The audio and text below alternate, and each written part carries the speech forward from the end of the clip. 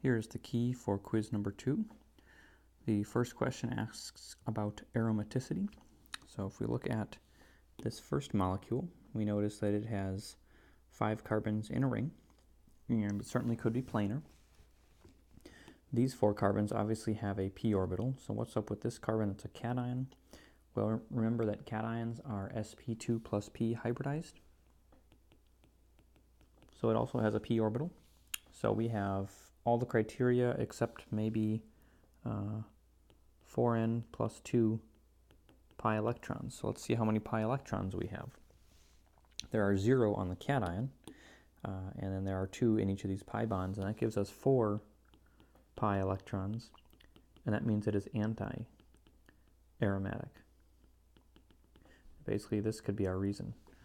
It is planar, it is a ring, and it does have p orbitals all around.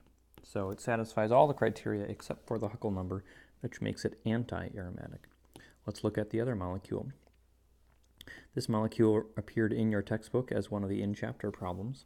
It does have a chain here, but you can ignore that chain. That doesn't matter. The chain does not matter for aromaticity. This molecule right here is aromatic. It has an ethyl group, no big deal. This molecule is aromatic. It has this ketone group, doesn't matter. It's still aromatic. So let's ignore the chain up here and look at the 5 atoms in the ring. Again, we have a ring. We've got 5 atoms. We've got p orbitals on these 4 atoms here. How about this one? There is a lone pair there that we can draw in. And as we learned in chapter 2, if we can say that these electrons are in resonance, then that nitrogen will have rehybridized to sp2 plus p. So I believe that that nitrogen is also sp2 plus p because it has that lone pair, which can be in resonance with either of the pi bonds next to it. If indeed the nitrogen has rehybridized, then we have a p orbital on this nitrogen as well. We've got 5 of them. The lone pair is part of the pi system, as are the 2 pi bonds. That gives us 6 pi electrons. So this is aromatic. And you can list off all the criteria if you want. Planar, ring, 6 pi electrons, p orbitals. So it satisfies all 4 of those criteria, so it is definitely aromatic. And so you can summarize this in a sentence or just a list, I don't really care. Question 2. Predict the product of these reactions. So the first one is simply NBS plus a aromatic molecule with a benzylic position. Your job is just to put a bromine on the benzylic position. That's all that NBS is going to do. Do not add a bromine to any other part of the ring or to the outside carbon on that R group. Put it on the benzylic position. These are a diene and a dienophile, so we need to just set them up as a Diels-Alder reaction. You can redraw the diene if it makes you, if it helps you decipher this Diels-Alder reaction a little better. We can point that out. We can draw some arrows like this. And the product then will have a bridgehead. And that bridgehead will be the oxygen atom. And we know that the endo is favored, so I tried to draw this bond in a downward fashion instead of straight up like this. I drew it down. That is the endo product. I need a double bond here, and I need to indicate that I could form both enantiomers of this product. So that's going to be a Diels-Alder reaction. The third reaction has an electron withdrawing group attached to the aromatic ring. Sodium, ammonia, and methanol is the Birch reduction. So we know that we're going to reduce 2 opposite carbons in the ring and end up with an isolated diene in our 6-membered ring along with the substituent. Now remember that the intermediate looks like this. We put a negative charge at the carbon, and because we have an electron withdrawing group, that negative charge is much more stabilized being next to that electron withdrawing group. So that helps us decide the substitution pattern, or at least the reduction pattern in the ring. So this one is what we perform. The other option would be something like this, and that's not going to form because of, again, this intermediate. We've got the negative charge right next to the electron withdrawing group. The last one, D, is a diene plus HBr at higher temperatures. We're going to do 1,4 addition. So we're going to make the most stable alkene possible, which is going to be the first one here. And then because it is at higher temperatures, we're going to do some resonance. This is a resonance arrow. And then we're going to add bromine to our newly formed cation to get this product. That would be the product for the 1,4 addition. And last question on the first page, circle the reaction scheme that is the best choice to produce the indicated product. Well, if we examine these, both products are the same. They both appear to be a Diels-Alder cycloaddition product. We have a dienophile here. It has an electron withdrawing group attached. There's no difference there. The only difference is the difference in this pi bond. So we have a diene here, a conjugated diene. We've got an isolated diene up here. And so the bottom one is going to work. The isolated diene will not participate in a Diels-Alder.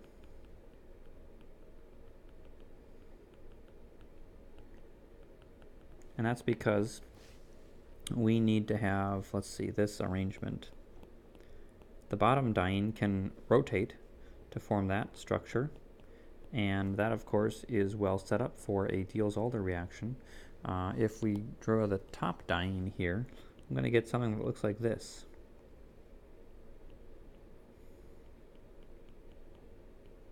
And you can see that this is not a conjugated diene. It is not set up to do the Diels-Alder mechanism or form the Diels-Alder product. So the problem here is what we have circled in red. It's not a conjugated diene. And so the one circled in blue will be the reaction that will actually go forward. All right, number 4. This was a mechanism from pretty much from the textbook. We have, let's see, I want a different color. We've got a donating group here, ortho-para-directing. So that is part of what we want to decide on how or where to put the substituent. The first thing we do with the substituent, the electrophile, is to make it into a better electrophile. And we might just pull off the chloride like that, but that's going to make a primary cation. A lot of you drew that primary cation. I wasn't that thrilled about it. It cost you a few points. The book goes to great lengths to state that that cation either will only form briefly or will not form at all, and it will form a secondary cation as the chlorine leaves, the hydride shifts, and we form our secondary cation instead of the primary. So part of this problem is recognizing that this primary halide will not add to the ring as a primary halide. It will add as a secondary cation, giving us a slightly different shape to our product. Now we can take the ring and add the cation. And I'm going to draw the para substitution. You could draw ortho. I'm not going to argue the point for this question here. But you should have something like that. And some students stopped right here. They removed this extra hydrogen and quenched the cation and reformed the aromatic ring, and they were done. But of course, we asked for any intermediates that are stabilized by resonance. So that is a pretty big clue that you should be thinking about resonance here and potentially drawing some resonance structures. That's not always going to be the case, not always 100% of the time, but when I have that sentence there, pretty big clue that we're going to be looking for some resonance. So we need to draw some resonance of this cation. There are 3 additional structures.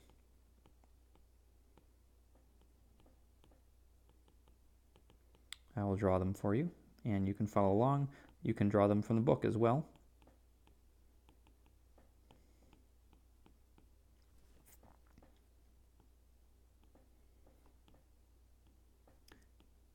Some of the pathways to get to these 4 might be slightly different, but in general, you should be able to show how all 4 of these are formed. I'm going to underline this important one in red. This is the important one. That shows why it is the ortho or para position that gets substituted and not the meta. And then last, we need to find some random base. Most of the time we use one of the chlorines off of the aluminum tetrachloride anion. So I'm going to redraw that here so that it's a little more clear as to where my arrows are starting, but I'm going to draw arrows from the chloride bond to the H onto the cation, and I'm going to form the product that way. And this is the product then. It is para substituted. If you drew the, let's draw this in red here. If you drew this product, you lost a couple points because you didn't recognize that the primary alkyl halide will not form. So this one is not correct because, again, we're not going to form the cation right here. We're going to immediately hydride shift, form the secondary cation instead of the primary cation right there. So this one was proposed by many students, but it is not quite correct. Also, many students did not draw any resonance at all, and that was a good way to lose a lot of the credit for this question. We do want to see some resonance. You will be guaranteed to see something very similar to this on the exam in a few days. On to question 5. Here we're dealing with rates. This one was pretty straightforward. Which of these will have the faster rate? What we want to do is analyze the substituent on the ring and find out which of them is a stronger activator. That's going to be this one. So Br equals weak deactivator. Can't spell that today. Which is a stronger activator or weaker deactivator compared to NO2, which is a very strong deactivator. Not many things will lose a race of chemical rates of reaction to NO2. NO2 is going to be very slow. The next set has a ester bound to the ring, or it has the oxygen of an ester bound to the ring. So this is an electron donating group right here. This is an electron withdrawing group, and so the donating group, of course, will win. This is what we call a moderate activator, and this one here is a moderate deactivator. And so the circled reaction will win because it is more strongly activated. And finally, the synthesis problem was a simple two-step problem. Basically, we have this piece that we're given at the beginning of the reaction, so we need to figure out how to make this bond right here. And a lot of you recognize that if there was a leaving group on this carbon, we could use ethoxide to displace that leaving group. There's our nucleophile. We know how to put leaving groups on benzylic carbons, so let's just do that.